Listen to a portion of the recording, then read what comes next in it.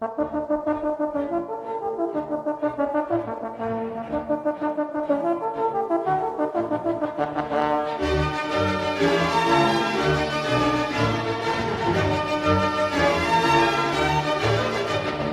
everyone, my guest today is Michael Storm, a broadcast and journalism professional of more than 25 years, including top 50 markets in radio and television as a host, producer, and programmer.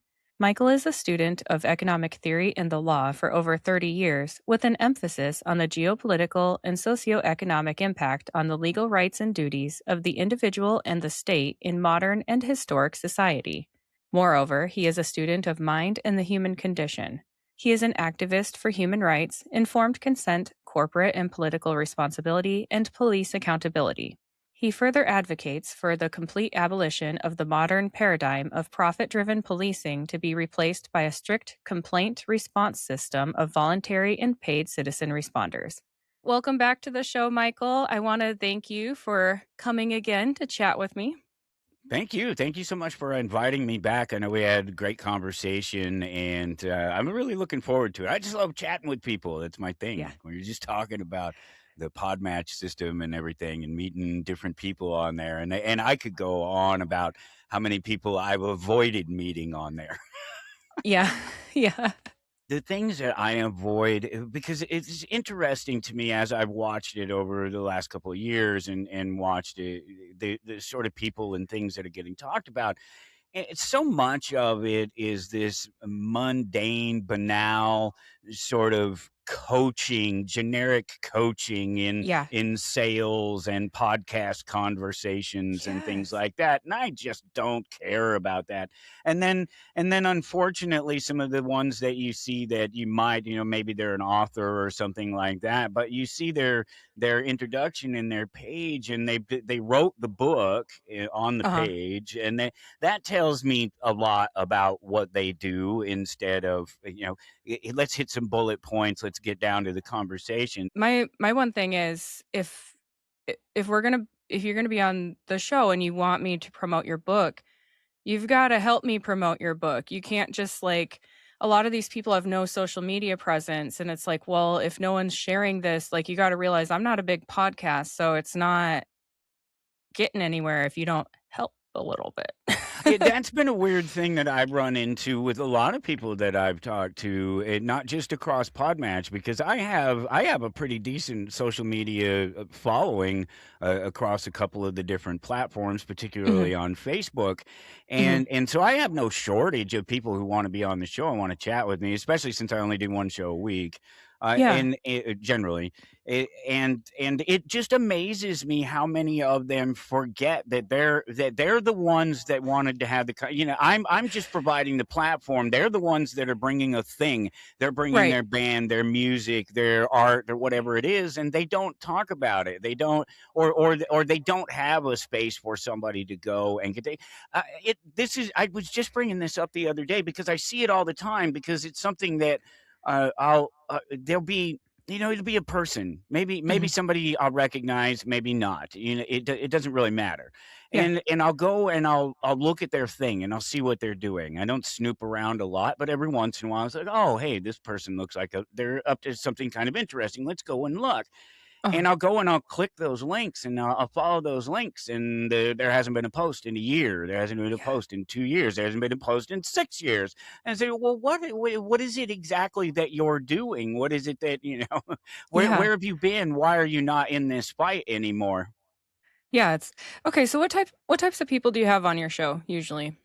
I don't advertise. If I'm just I just want to be interested in talking to them, but I do tend to look for people who are talking about the law, the Mhm. Constitution, because I want to speak to, in particular, my built-in audience, the network audience that I have.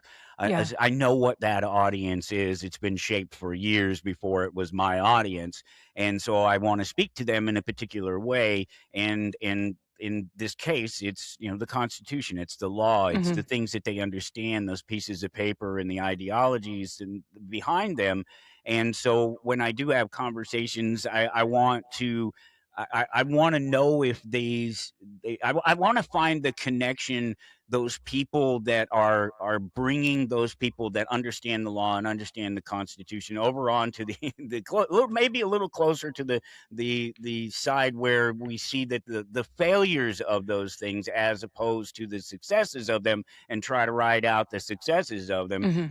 Hmm. Because you can tell somebody that the Constitution should be more or less than it is, that the Bill of Rights should be more or less than it is. But when I do that, it doesn't really mean anything. But if I do that, and my guest has been in law for 30 years and has studied the Hmm. Constitution and these sort of things, it helps just bolster my thoughts on the topic. And so I will definitely look for those things, but mostly I just want to talk to people who have something interesting going on.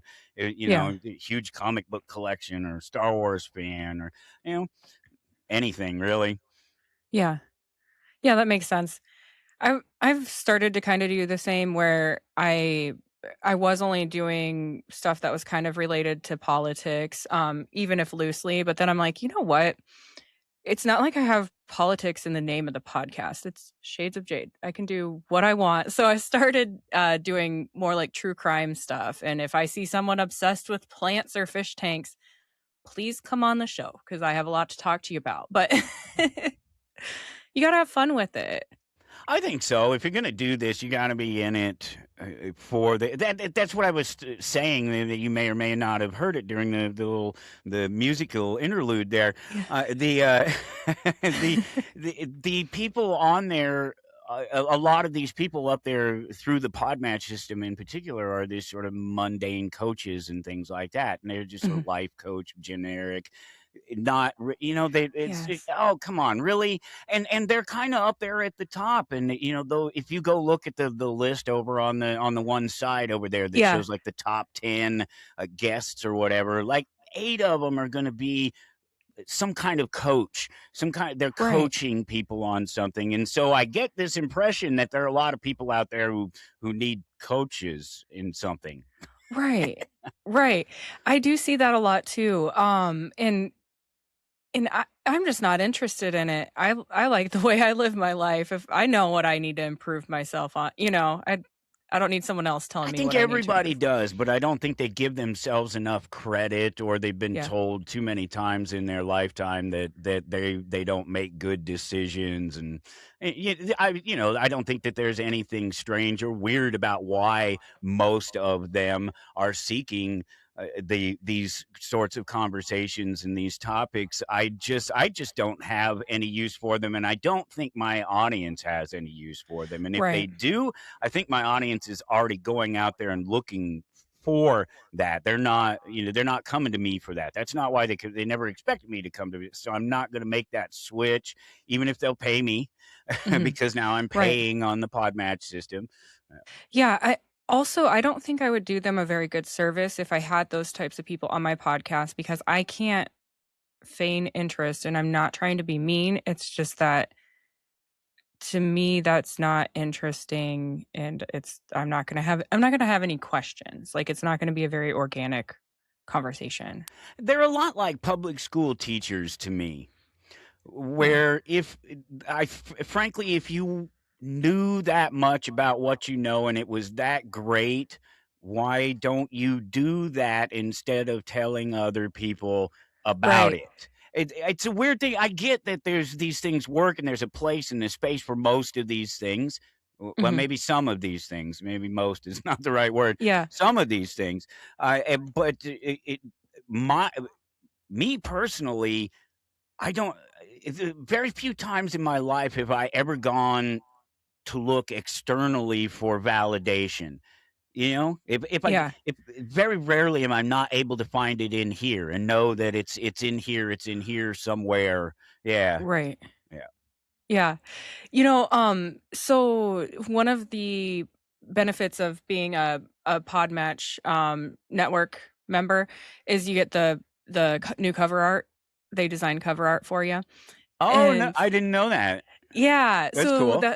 Yeah, so someone through Podmatch designed my new cover art, and they sent me 5 different mock-ups, based off of what I kinda told them I wanted, and one of them and I sent them around, they had, like, the watermark on them. I sent them around to people and asked everyone's opinion, and everyone picked the one that used AI to put me in a position like this, and I'm smiling. Everyone wanted that one, and to me and so this I'm not trying to bash on the person who created it because it was the most popular out of everyone I asked, but to me, I'm like, "Okay, but this makes me look like just your basic bitch podcast where it's like, 'Hey, everyone, come have fun with me. We're gonna talk about Target and, just whatever,' and then, I also just couldn't get past the AI, so, I ended up going with the one that I have, which my brother, of course, had to tell me I look like a bitch in it, but lovingly. But, yeah, the Podmatch team, whoever they have working on those, every one of those, cover arts were great. That's Yeah, I didn't know that was one of the things that you could do. That's pretty cool. I do all my own stuff. Yeah. Because that's what I did before I was doing this. So why wouldn't I? I've been building websites since 1992 or something like that, early 90s. I've been as soon as computers were a thing, I've been Uh-huh. using them to draw and create in one way or another. And so it was just a natural extension for me to do these things. And now with the AI and being able to have the AI generate Mhm. some things for me, it's really cool because man, it was one thing for me. I'd have to put that one logo that I have that's the On your neon mic? sign, the movie sign that has the lettering and everything on it and has the arrow and all that. That took me forever to create. It took me Really? hours to make that by hand, and I can tell the AI to do that exact same kind of thing for me in Mhm. seconds. And oh gosh, that's so nice. Yeah. Yeah, that is nice. I've never been great with technology or computers. Like, I'm artistic, I can draw, but, like, not on the computer. It So, it's not yeah. necessarily a natural extension, even if you're using like a drawing pad and stuff, because the way they function, the touch on them, you have to do weird things to them to keep your hand from touching them, or they Yeah. have to alter the way that you can touch the pad so it doesn't register the fact that your hand is resting on them. So it's not a natural thing. You have to work at it. You have to want to use a computer to create art, to use a computer to create art until you could just type words in and tell it to spit it out for you, which is amazing. Mhm.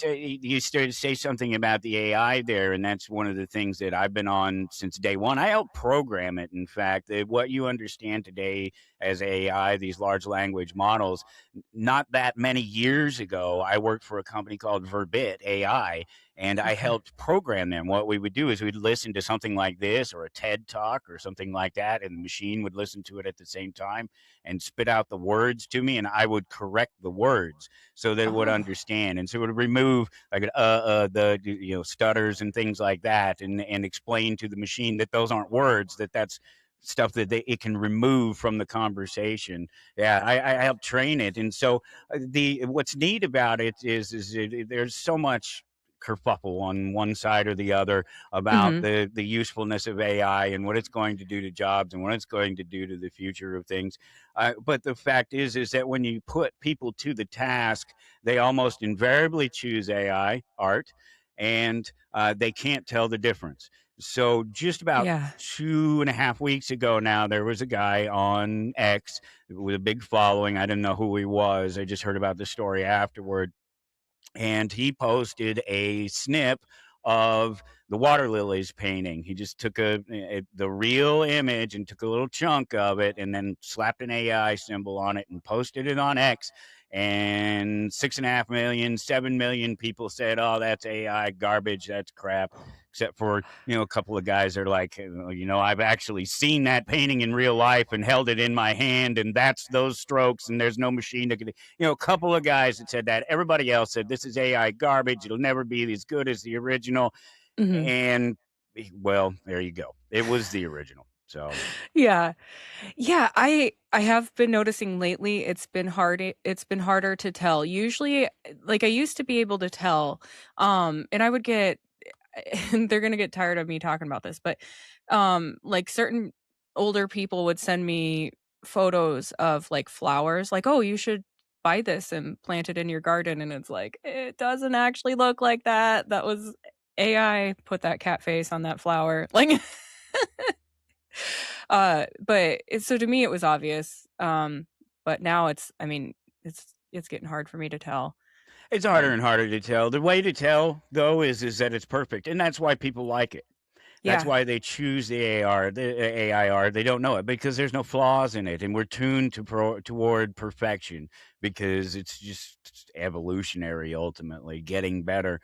It looks perfect. That means it is perfect. If it looks perfect on the outside, then there's something on the inside of it that's valuable and perfect. That's why we have a ridiculous backwards culture of movie stars and people like that being the most popular people instead of scientists, or at least not at least the scientists who haven't managed to capture the public view, like what's his face there, the physicist. Can't um, think of his name. yeah, I feel like there's a couple different scientists that seem to There's be a couple of them out there yeah, that their names get out there every once in a while, but generally speaking, considering there are so many more people right, that do what even those scientists do specifically. Yeah. yeah, right, right.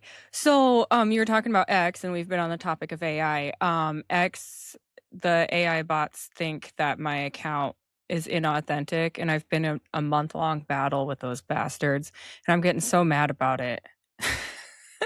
I've been using my personal account to promote the podcast. I cannot get a hold of a real person.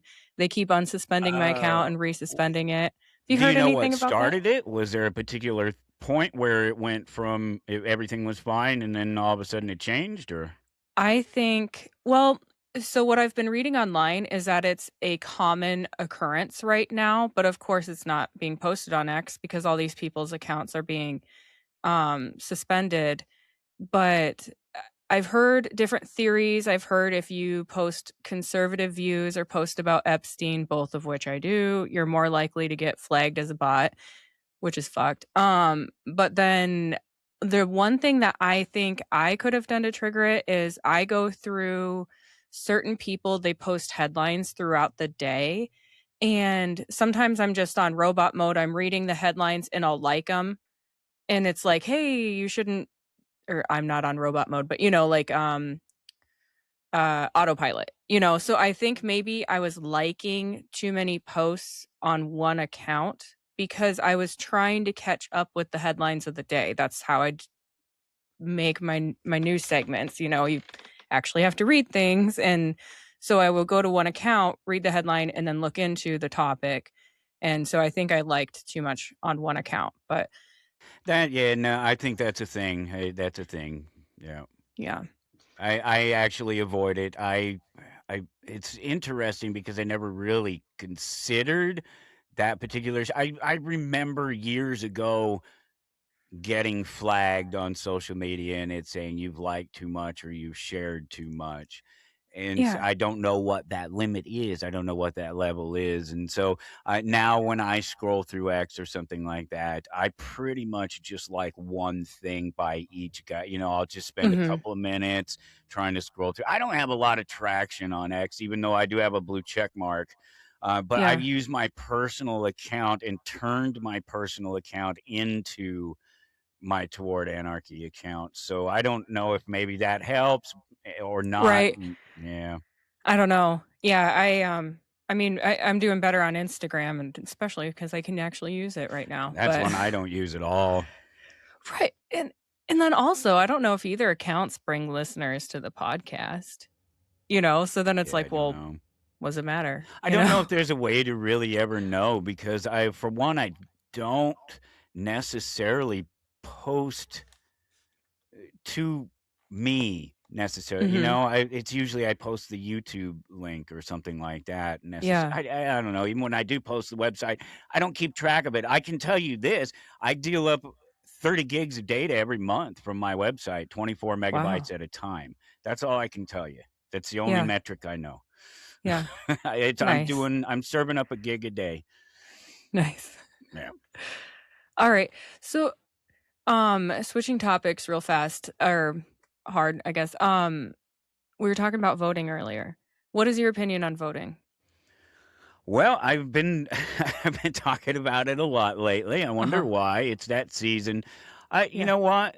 There's got to be some value in it on the smaller scale. There's clearly no value in the larger scale because so many other people have to vote with you to Mhm. actually affect some sort of change. So you're just one of Right. many participating and sort of validating the system ultimately. But on the local level, yeah, it's there. There's something to be said about it, but it still falls into the category of force because unless and until the state doesn't use force to back up its edicts, that's going to be the problem behind any resolution, any vote, any candidate, whatever it is. Ultimately, that if you don't go along, you don't get along, they don't like what you do or say, they just kill you for it, Yeah. and that's already true in reality. I get that, and it wouldn't necessarily be any better in a stateless society, but the difference comes down to the fact that they're legalized, that they can do it legally, that they can Mhm. violate me legally in all of these different ways. Whereas if it were just the Wild West, what have you, Yeah. if you violate me, I'm going to violate you back, or I'm going to try to stop you from violating me in the first place. And people understood that. And so I kind of see voting as an act of violence and even on the smaller scale, there's, it really doesn't work. And I'll give you a perfect example because I live here in Kansas. And so Kansas is a lot of small towns. And there's a whole Mhm. bunch of itty bitty little small towns everywhere, all through Kansas. And there's 50 Yeah. people in this town and 100 people in that town and 75 people in that town. It's just ridiculous, right? Yeah. And Yeah. so there's one that's not too far from me here. And I think this is probably, I don't know, it must have been the 2016 or 2018 season, that, in between the presidencies. I think it was in between presidencies. So it was Okay. probably 2018. And it was just something that was up for vote. I don't remember what it was, but it was literally 51%, 49%, and it was less than 100 people in the town. And so that literally means that, that half of Yeah. the town is forcing the other half of the town, taking their money or making them agree to whatever it is the expenditure is or whatever the law is or whatever it is. And so even when it's just 100 people, Yeah. when you're talking about voting, the best that you're going to get, let's say the best is 99 to 1, but that's just a gang. That's just a mob telling, that's 99 people telling one dude that he can't do something. And if he's Yeah. not violating other people or their property, why can't he do it? Why does it have to be a law? We have so many of these, so much of our politics and so much of our voting is out of our hands, and yet it affects us. All these laws that we vote for, we don't vote for them. We don't vote for the laws. If we're lucky, we voted for the people who brought the laws in, and Yeah. then voted for them, and then forced us on them. So, yeah, that's the short version. Yeah. Yeah. I mean, I've been thinking about this a lot. I mean, just basically through the years is like, okay, so with all the hatred between political parties, it's like, so you're telling like I have a friend that deleted everyone who voted for Trump the last election, and it's like, so you're in small town Iowa, so you just unfriended over 50% of the people you know? It doesn't like you need to understand that there's the other people's opinions are just as valid as yours are. Well, especially when you're talking about politics, because politics is nothing but opinion, Mhm. and it's opinion backed by force, and even the best of them, the Libertarian Party holds itself to such high views and high standards, and even my show, Toward Anarchy, has its roots in the Libertarian Party, because Mhm. Toward Anarchy was the motto that was suggested, and the Anarchy A with the arrow pointing through it was Yeah. the logo that was suggested for the Libertarian Party before the Libertarian Party was formed, and obviously they didn't agree to it. But I can prove it, even though there was no documentation except a couple of newsletters in people's private libraries around the Mhm. nation. The in the logos of the of many of the state parties, the arrow is still there. They included the Okay. arrow. It's in a lot of the logos. And so there's a connection there. But the Libertarian Party is the least effective of all the political parties. And they're the ones that have outlasted all the others, to give them their credit. The Constitution Party, the Green Party, and, all these other parties, they're gone.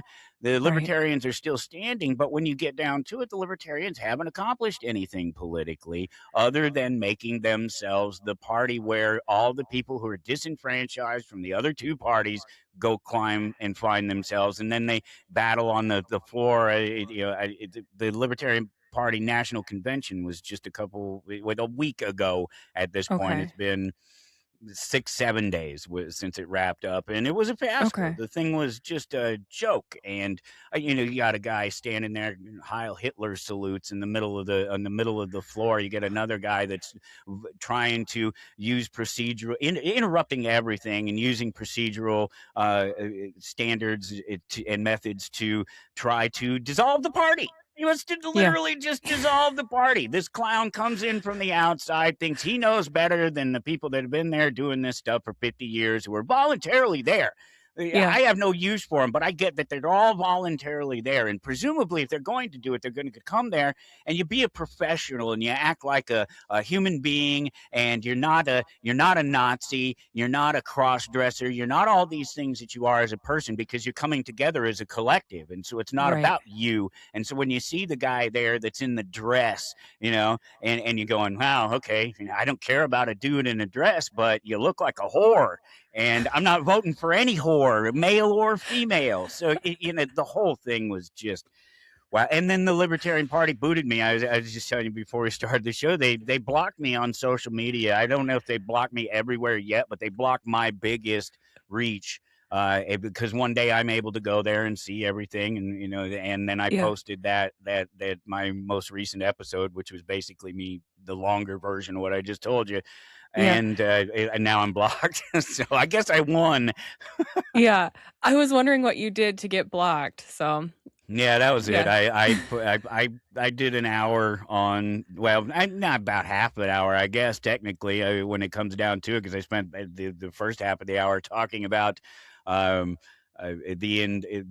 liberals who think they're more intelligent than us, because there was a study that come out here not too long ago that said basically that that your progressive views appear in more intelligent people, but not until after college. So all that says to me is that kind of smart people get told to go to college. They're not as smart as they think they are, and they end up getting indoctrinated into socialist statism.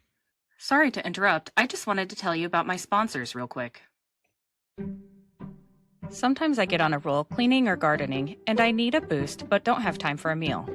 Big Fork Brand's pork jerky is the perfect choice to keep my momentum, offering high-protein snacks for on-the-go energy boosts. Not only do they offer pork jerky, but they also make pork sticks, bacon sausage, bacon hot dogs, and burger and hot dog sauces.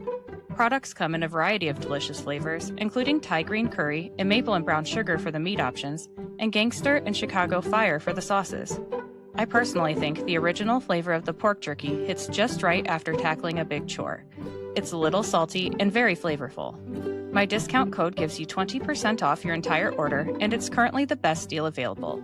Just visit bigforkbrands.com and enter in my promo code JADE, that's JADE, at checkout. Are you looking for a gift for a music lover, or maybe some apparel to show off your quirky side? Old Glory has you covered. With over 300,000 officially licensed items covering music, sports, entertainment, and pop culture, you're guaranteed to find the perfect item. They even have seasonal gear. My husband enjoys the Beatles and Led Zeppelin apparel, and I love the Billy Idol apparel. I even found items for my fellow plant enthusiasts. This family-owned superstore is known for their quality and customer service, offers free standard shipping on all orders, and orders are shipped the same day you purchase. My discount code gives you 15% off your entire order, and it's currently the best deal available. Just visit oldglory.com and enter in my promo code JADE, that's JADE, at checkout. Looking for a game-changing way to improve your health? Zevo Life is the world's most nutrient-dense whole plant, packed with over 50% plant protein, essential amino acids, fiber, and antioxidants. Harnessing the best nature has to offer, Ziva Life nourishes your body while driving your performance, vitality, and overall well being. Each serving is a concentrated source of clean, well balanced nutrition designed to support modern lifestyles, and just 1 teaspoon a day supports your gut, boosts energy, and promotes healthier skin and hair. It's no wonder that it's receiving rave 5-star reviews. Step into a healthier future with a 30% discount and a 30-day risk-free guarantee by visiting zivo.life and using my promo code. To support my show and to receive 30% off your entire order, enter in my promo code JADE, that's JADE, at checkout. Yeah, I was just talking with my family the other day. My nephew just graduated with his 4-year degree last year, and I have a master's, and I was just saying, like, I don't feel any smarter after getting my degree. I don't think my degree, I would say out of all the things that I know, 95% of the things I know is just from personal experience. I only really 5% of all of that college work was important and stuff that I could use today. Or, I just didn't really learn anything that even matters.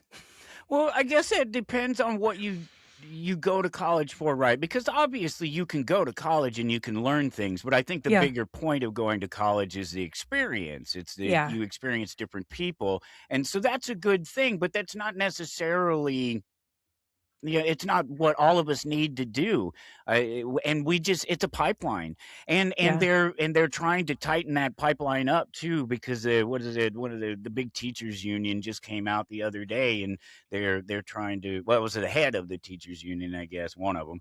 I don't know which one it was off the top of my Yeah. head, but they were talking about how they have this big plan for the future and how they're going to keep AI and technology out of the hands of all the students. And this is extremely transparent to me. This is not because those things are a danger to students, because I have 3 children that were raised on technology and they're Mhm. smart as hell. They're happy. They're Yeah. good people. They're becoming good people, and they never had the any lingering problems that a lot of these other people who are getting catered to and having their problems expanded out into everybody else's reality, the Mhm. things they can't take, and pushing them out onto people. And so there's obviously there's a place and there's a position for all of these things, but so much of it is driven by this need to protect their jobs, and that's what I Yeah. see. That's transparent to me, because obviously technology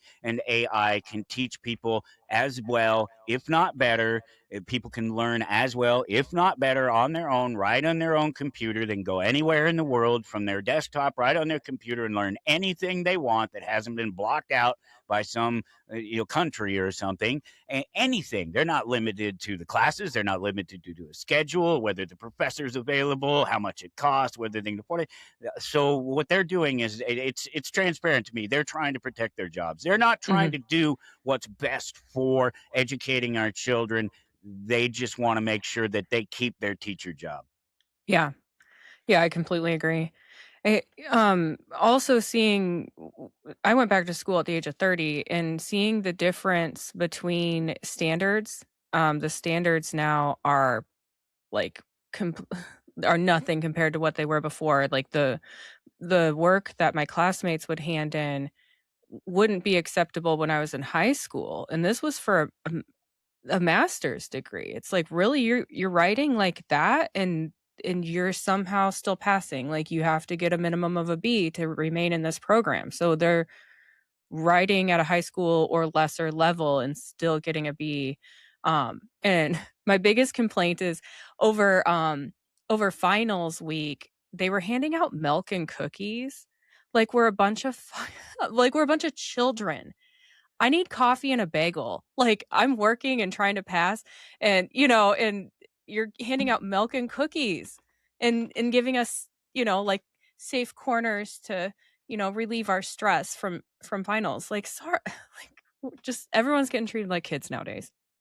Yeah, coddling everybody, and it was the mailman was in the comic book store just before I came to chat with you today, Uh-huh. and he was telling me about how his kid is autistic, and they sort of knew in the womb there was some damage, and so like a physical thing, not one of Yeah. these ADHD designations that comes later when the kid's sitting in the class at the age of 12 and he's going Right. because the teacher's retarded and just not able to engage and keep the students going. And my Yeah. wife was a teacher for 5 years, admittedly only 5 years, but there's a reason it was only 5 years, because it was a freaking joke.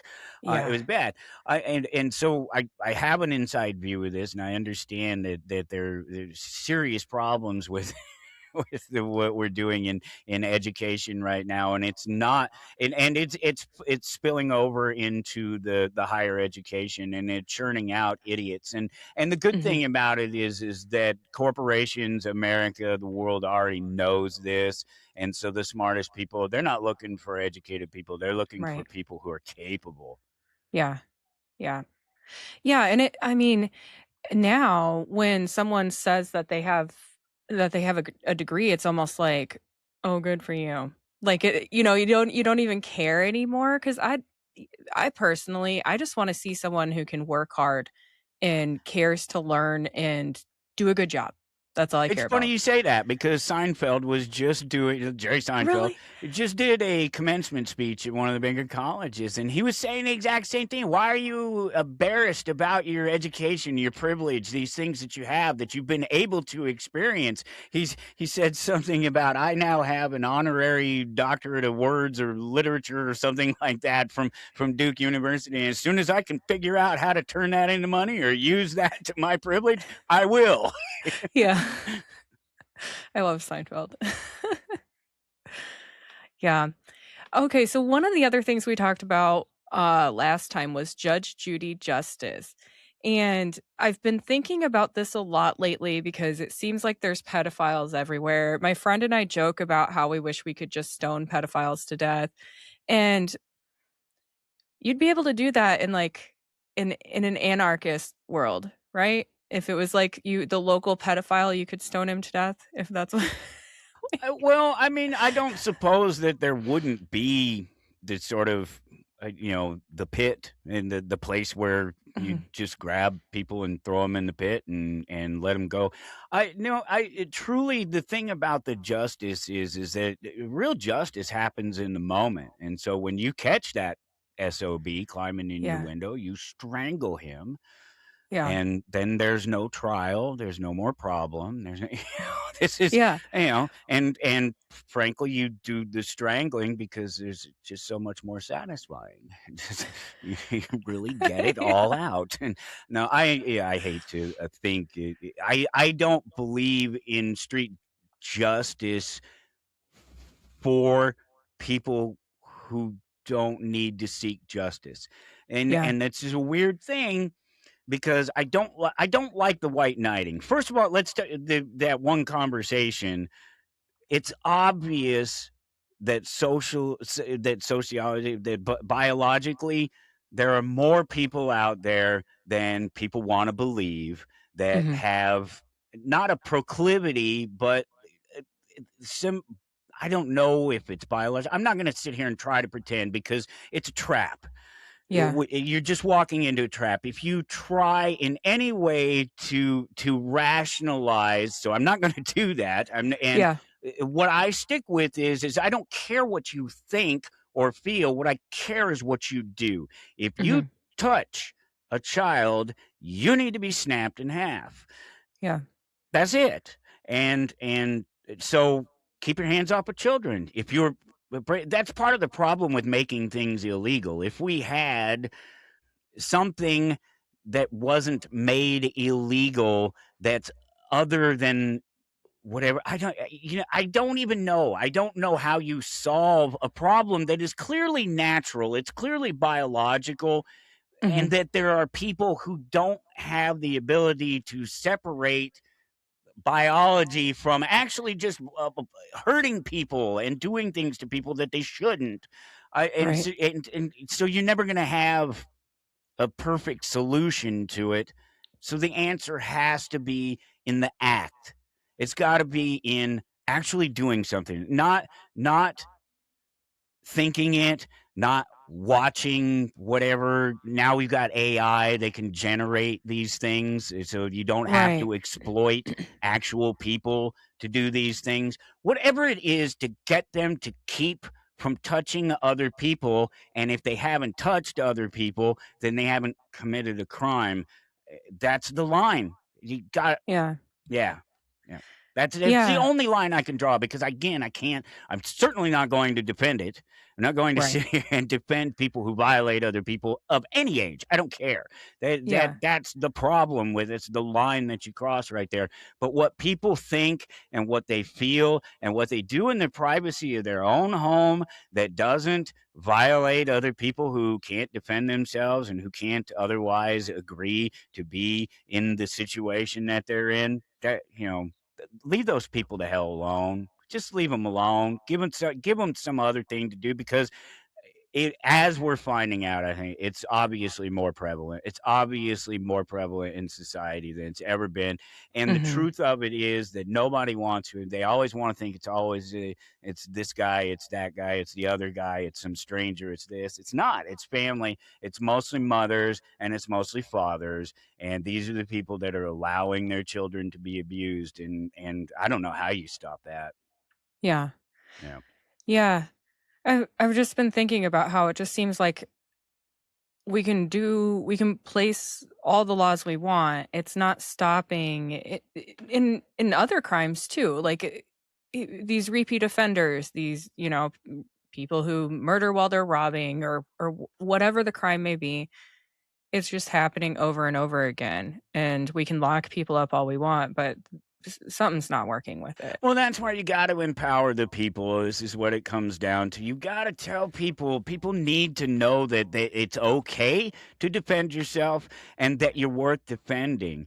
And Mhm. I'm not talking about the ego trip. I'm not talking about a narcissism and say, I have to survive over you. I'm talking about people who are being violated by somebody else. They need to be empowered to stand up for themselves and defend themselves. And unless and until we get to that point, it's not going to and because of the fact that we have a system through which the the weakest can seize power through the system, there's no real justice. There's no real justice out there unless and until it happens on the spot, and that takes reasonable empowered people because as somebody who's been through it, somebody who's been through the system, somebody who has defended himself without hurting somebody, without Mhm. killing somebody, and has been prosecuted for it and persecuted for it.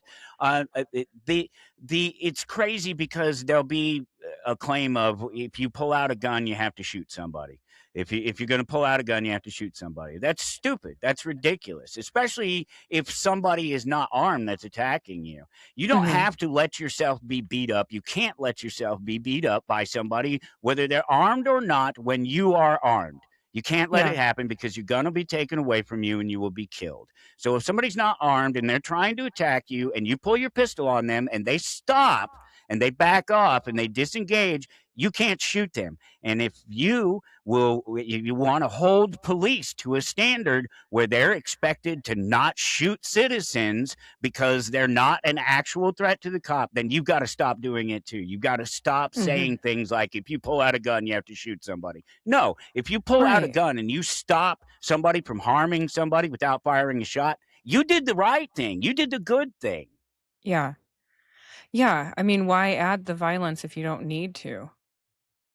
The cops, Yeah. you see it come. It happens here in Topeka a couple of times. Where they always claim it's a wrench. It's not a gun. It's this, that, it's the other thing. It's whatever it is. Or he had nothing in his hand. Or he was disengaged and was running away, and they shot him in the back 16 times. Whatever it is. If you expect our law enforcement to behave in a manner that is acceptable on the street with their firearms and their use of deadly force, then we should act like that too. And I see it in other people, particularly right wing people, because of course they're the ones that carry most of the guns Hmm. supposedly in the country, and they're the ones that have the so-called rescue fantasies and things like that. These aren't real things. I'm specifically saying so-called because these aren't real things. This Right. is No. imagined stuff in liberals' heads. But I, good guys do with guns do stop bad guys. Happens all the Yeah. time. It happens so often that at about 100,000 times a year, somebody who stopped a bad guy without firing a shot is prosecuted. 2 million times a year, somebody stops somebody with a firearm from violating somebody else or Hmm. murdering multiple people. Yeah. And of course, situations don't make it into the headlines. Yeah. So, No, you got to watch something like Active Self Protection. Huge fan of Active Self Protection page on YouTube. oh, okay. Great I'll have to guys. check that Yeah. out. Yeah. So, what do you think? I do remember you weighed in on the protesting, the ICE protests. What do you think about those? Like, as far as the rights people have to protect themselves.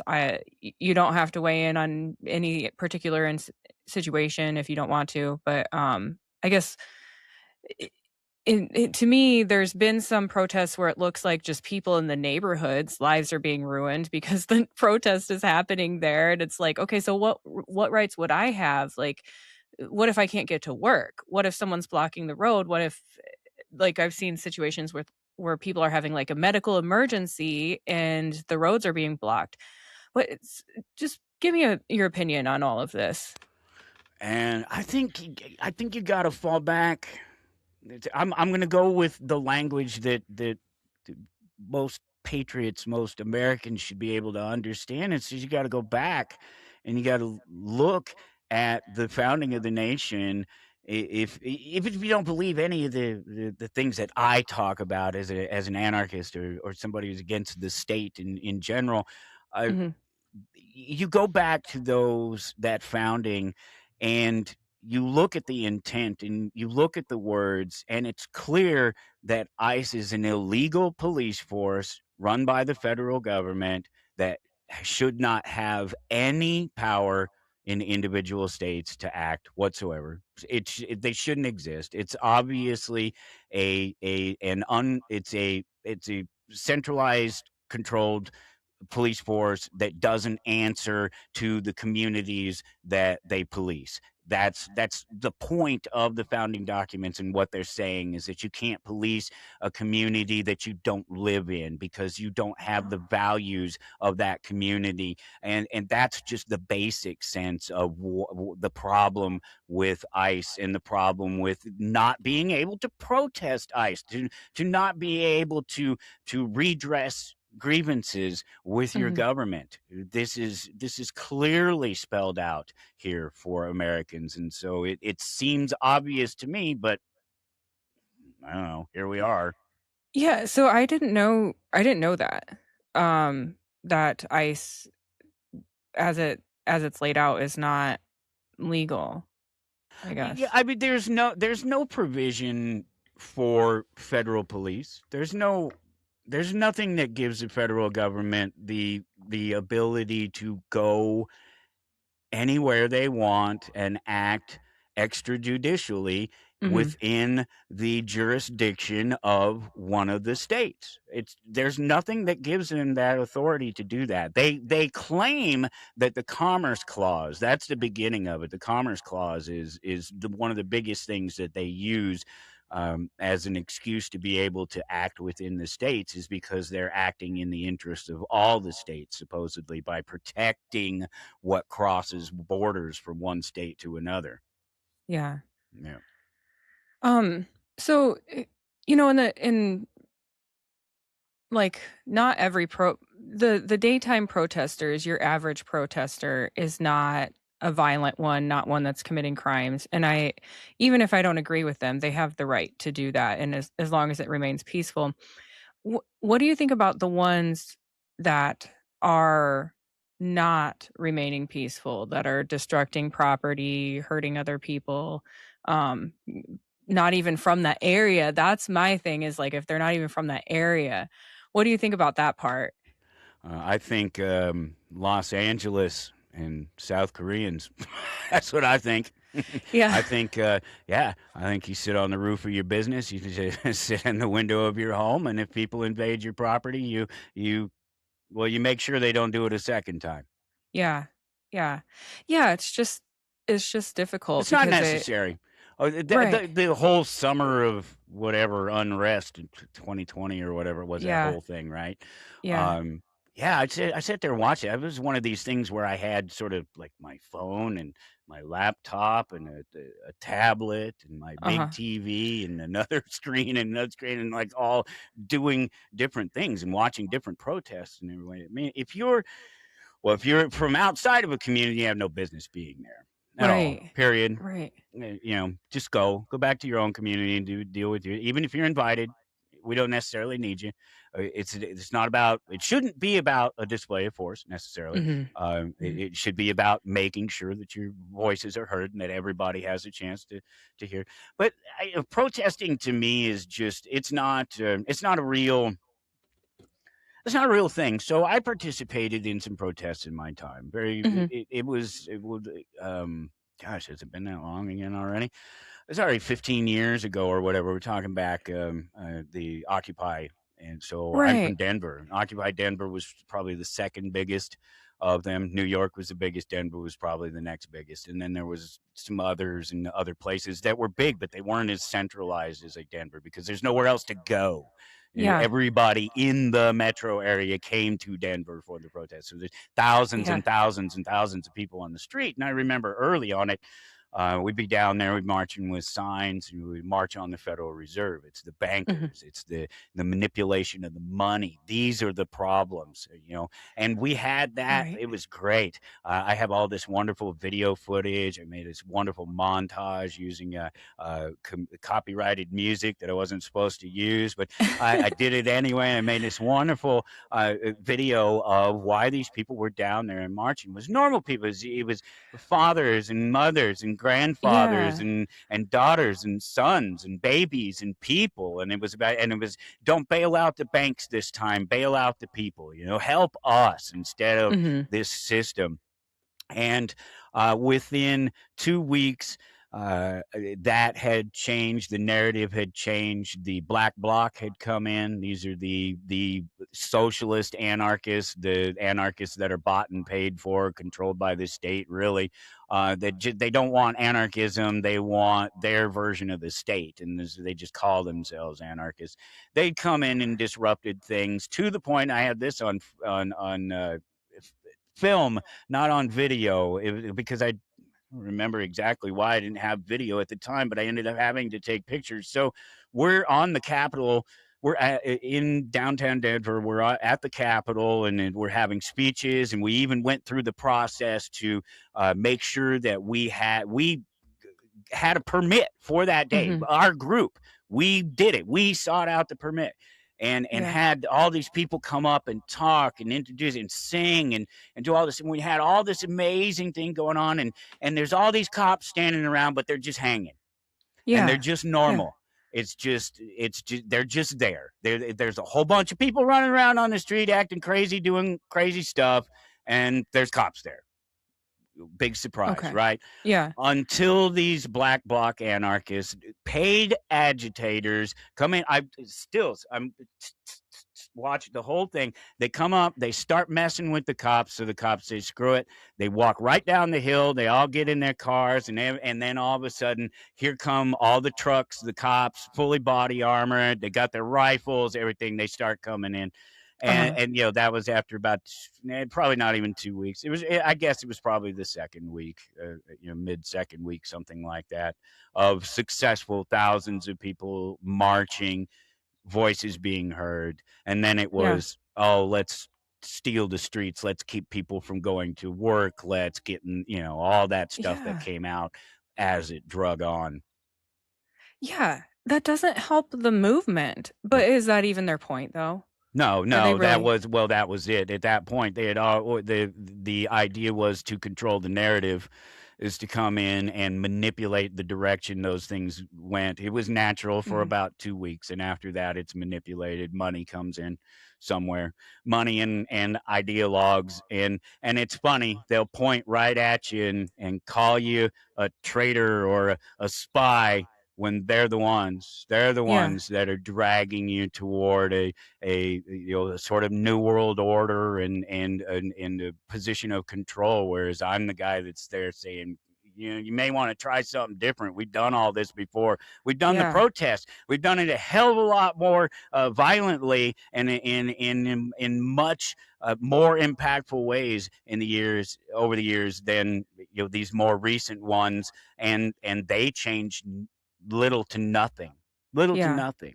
Certainly within the government itself. I think what did we get? Women and black people got the right to vote. I guess it's a start. Yeah. It didn't help much because they've been voting all this time. Things didn't get any better when we let them vote too. So I'm not sure that was the solution. Is all I'm saying. I'm not saying it was a bad thing. I'm just saying it didn't fix the problem. Yeah. Well, so I didn't know that, like, paid agitators were a problem that long ago too. So Has that's always been a interesting. thing. Alex Jones wasn't the first person to notice the Yeah. boots on the ground, and yeah, Yeah. yeah, we've been, but he was definitely one of the ones. And by the time Occupy came around, he had already gosh, had he done all of those? Yeah, all those had been done because we're talking 2011 or whatever. So we're talking a Okay. decade after the events of 9/11. And so yeah, Alex had released all that stuff, and then Yeah. all the meetings, different rich peoples, the Bilderberg and all that stuff, all that Yeah. stuff had all been well documented by then. So yeah, there was definitely plenty of agitation because again, you don't go from a natural, hey, we're out here, we want our voice heard, to all of a sudden it's like weird people. It's one day it's families and people, like I said, and this is all documented. It's all Yeah. there to be. I have hours and hours of footage and video, pictures, and because I was there for weeks, Yeah. and it was all natural at first, and then it was not anymore. And the actual occupation of the Mhm. streets and the obnoxious things, as opposed to just being out there and being heard, that was part of the agitation and trying to control that narrative. And the Soros money and anybody else that had some money or any kind of influence that wants to get in on popular exchanges like that, they're going to throw their money in there, aren't they? Yeah. Right. Yeah. Right. Yeah. All right. We are running out of time. So, what is there anything else you'd like the audience to know? Um, that even though I'm talking about anarchy and it sounds scary, it's not. It's really not. It's not any worse than what we have now, Yeah. and I think we're all more empowered. And so, maybe listen to. If I was going to say anything to anybody, I'd say what I want to say to everybody all the time is listen a little bit more and Mhm. talk a little bit less, which is Yeah. weird coming from a guy that spends all of his time talking. Yeah. Yeah. Yeah, I've been thinking about anarchy a little bit more lately just because, like I said, what we're doing right now is not working, and yeah. So, all right, where can people find you? Towardanarchy.com and at Toward Anarchy everywhere else. And as it is at this point, I've pretty much got blue check marks too. So like, if Nice. you see Michael Storm and it doesn't have a blue check mark, it's probably not me now. It's kind of cool. They would never Good let to me know. do it before, even though I've been known as Michael Storm longer than my birth name. Uh, but I finally slipped my moniker into legal documents and got them Oh, processed. So I nice. backdoored the name change thing. Yeah. Yeah. I didn't even realize that was not Yeah. your No, real it's just a name. radio name, but I've been Yeah. known as Michael Storm longer than I was known as Michael Tippett. Yeah. Yeah. Nice. Yeah. Nice. Yeah, I'm like, oh, he was just blessed with a cool last name. Yeah, no, I wish. No, it's comic book. Johnny Storm, but Oh, Michael, I kept my yes. first name. I was like, "Oh, that's a cool name, Storm." Yeah, and that's Yeah, Fantastic Four, the torch, the flame, yeah, that guy. nice. Did you know how Billy Idol got his name? No, but I knew that it was not a real name. Yeah. So, a teacher, in high school would say he's always sitting idle, and so he's like, "Well, I'm just gonna change it to instead of IDLE." Idol instead of Yeah, idol. Ah, yeah, that's cool. I like that. yeah, yeah, kind of a fun little tidbit. Yeah, no, good. I love a good little bit of rock and roll trivia. If I could end every day with a little piece of rock and roll trivia, I'd be Yeah. all right. So, yeah, big Billy Idol fan over here. So, but, and then you have a comic book store, Yeah, right? comic book store, Amazing For Fantasies in Topeka, Kansas. It's awesome. perfect. Come So if see you're us. in Say hi. Drop in yeah, and say hi sometime. Buy a comic book from me. yeah, yeah, yeah, actually, Kansas is not that far from Yeah, Iowa, swing so through sometime if yeah, you're ever on the yep. right. I mean, we're right off I-70, really, so it's not hard. Even if you're Yeah, just passing through some, we get a lot of business from other places passing through. It's really great. I hope to grow it to be the biggest thing in the region over the next yeah, few years. that'd be really cool. Yeah, So, yeah. sounds good. Alright, well, thank you for being here today, Thank you for and having me.